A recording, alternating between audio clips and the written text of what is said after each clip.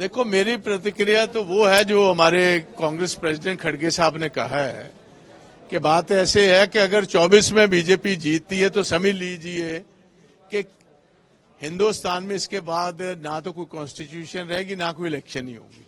और ये मैं समझता हूं एक उससे पहले जैसे मूवीज का ट्रेलर आता है, ट्रेलर चलता है, वो शॉर्ट 2 मिनट में आपको सारी जिस्ट दे देता है, सारी स्टोरी की जिस्ट देता है, निचोड़ निकाल देता है। तो ये जिस्ट है कि अगर 20 पार्टियों वाली जो 20 वोटों वाली पार्टी है उसके 8 वोट आप इनवैलिडेट कर दो तो इससे बेटर नहीं था अगर ये हुक्म जारी करते डिप्टी कमिश्नर को, भाई बीजेपी के कैंडिडेट को अनअपोज्ड डिक्लेयर कर दो, हमने इलेक्शन करवानी नहीं, ये कहीं बेटर रहता।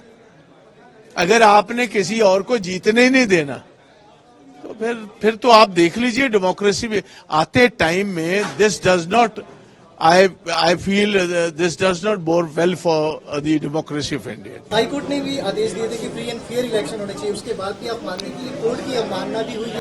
ये कोई पहली दफा करने वाले, ये तो मेरा ख्याल जो ये सिस्टम चल रही है तो कोर्ट की तो बात ही नहीं मानते जी। हर जगह पर कोर्ट की हर बात का उल्लंघन करते हैं। तो ये तो हिंदुस्तान के लोगों को खुद डिसाइड अब करना पड़ेगा। कोर्ट्स के इंटरवेंशन से इनकी आदतें ना बदलेंगी, ना इनकी तबीयत में कोई फर्क पड़ेगा। लोगों को फैसला करना पड़ेगा। और जो मेन मुद्दे हैं, सबसे बड़ा मुद्दा हिंदुस्तान में बेरोजगारी। सारे देश के नौजवान तो छोड़ छोड़कर हिंदुस्तान को बाहर देशों में जा रहे हैं। और उसके बाद प्राइस राइज है, कभी किसी ने जिक्र ही नहीं किया, क्योंकि आपके टेलीविजन चैनल्स को सारे गवर्नमेंट कंट्रोल्ड हैं।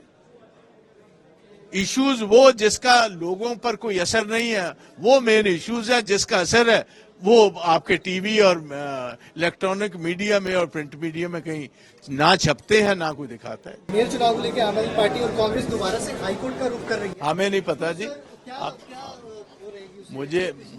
मुझे इसके बात में कुछ नहीं पता। वो तो इधर ये तो चंडीगढ़ का इशू था, it had nothing to do with Punjab.